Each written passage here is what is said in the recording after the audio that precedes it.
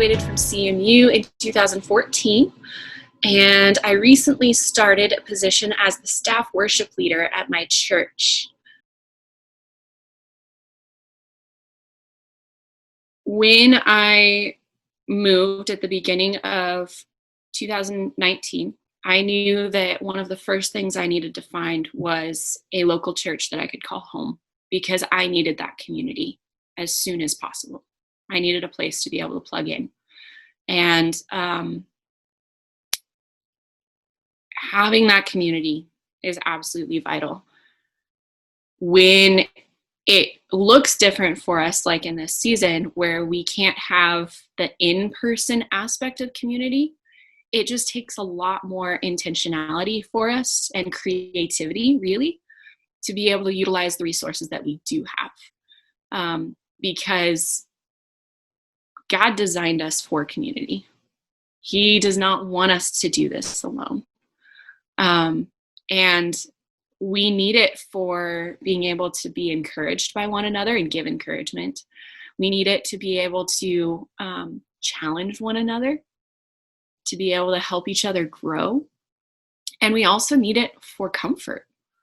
We need to be able to have these relationships and this community to be able to rest in. So for me, what that has kind of looked like is, a lot of FaceTime, a lot of text message, a lot of emails, even with maybe some of the older members of my church. But I would say that I've grown deeper in some of my relationships through this time, because it has forced me into a more intentional place. With other people, like some of the people in my small group, we've been able to continue to meet in person, maybe just like in somebody's backyard. And there have been times where I've been invited to something like that, and I just kind of get that I don't really want to go feeling, because maybe whatever reason I choose to think of is a little bit more enticing. But I've been trying to say yes as much as I possibly can, because I know it's rare. And so as long as it's responsibly done, it's so, so important to connect with people in person. And when that's not available, connect with them in some way face-to-face online. And if that's not available, connect over text. Like, there's these different layers, and you have to know a little bit of how you do with that connection, as well as how the other person is going to do. So during this season, when I've needed to reach out to people as part of my job as a staff in the church, I've even just been asking them, what's the best way for me to connect with you? Setting aside maybe my preference of, like, I don't love doing phone calls. I would rather do either something like FaceTime or text message. But that middle zone where I don't get to see a face but still just do the voice, that's a little uncomfortable for me. But for some people, that's been their best way to connect. And so I've wanted to just be of service to them as they try to connect as well. And with whatever platform that is, just connect. So I would challenge your definition of church. So for what I've been taught, church is about the gathering of believers in community. And through that, we do several elements in our service that include singing worship, that include a sermon being presented, that include possibly taking communion. And these are all elements of the service that we hold, and just kind of how we've developed that over time. But church is all about the gathering of the believers. And so, yeah, sure, maybe your believer friends can gather together, and that's cool, and you can just be in community in that way, but it's still not going to be the same as when you gather for the purpose of church. There's really nothing that we have available to us that totally replaces it.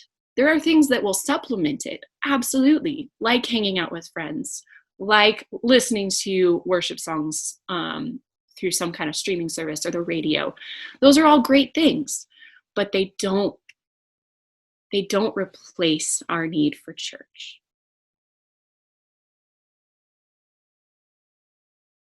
That's definitely a challenging place to be in. I've experienced it as well. I would say that there's plenty of times that I've experienced pain that's been inflicted by people in church, or going into a church not feeling very known and just kind of questioning, why am I even here? So those are all very valid things. But through time and intentionality, you can be able to create some really valuable investments. And that's a bit more of where it may have to start. Sure, there's some churches that have excellent greeters and people that are just going to wrap you into their community and do all of that work for you. And that's the ideal. That's what we all want. We just want somebody to open arms, welcome us, and just take the time to know us, because we want to be known. But sometimes you have to be the first person to make that step. And that is something that I've noticed within my church. There's a lot of wonderful people in my church, but their strength is not in welcoming new people. And that's something that I hope to help affect with some change. I want to display for them what it looks like to welcome new people. I want to help them figure out how to do that better. But in the meantime, we have to be able to say, hey, can I sit with you when we're back in those, physical gatherings and can sit with one another? Or, hey, can I do this with you? And looking for those people that maybe would be welcoming, but don't know how to make that first step. So it takes a little bit of discomfort. And that discomfort's not necessarily a bad thing. We have to trust God that he's going to lead us and be, trying to lean on him to show us where to go. But then we have to make those first steps too. So even in this time where we're not able to just go and sit next to somebody, that definitely presents a new challenge. But still, we need to be able to reach out whenever there's an invitation given, whenever it seems like, hey, this is a great opportunity. I need to make my voice known. I need to say, hey, I'm here and I want to love on you. And hopefully their response is that they want to love on you back. And if it's not, maybe that's not a good place to be. And it's not that you should just give up on all churches. You want to find the place where God is placing you. Because that's a huge part of looking for a church as well. It's saying, God, where do you want me? Not just, what is the place that's going to fit all of my preferences? Because there isn't going to be a place that fits everything perfectly for you. And that's a very consumeristic way to look at going to church. We need to be able to have a mindset when we're going to church, when we're looking for a church, of what can I give? How can I engage? How can I be used to impact this community of people in a positive way? And different seasons are going to look different for people. I know that in some seasons, when you've maybe just been a huge part of a particular community and God moves you elsewhere, you need a season of rest. And that's okay too. Maybe you don't worry about being that instigator too much. But we don't want to stay in that place forever.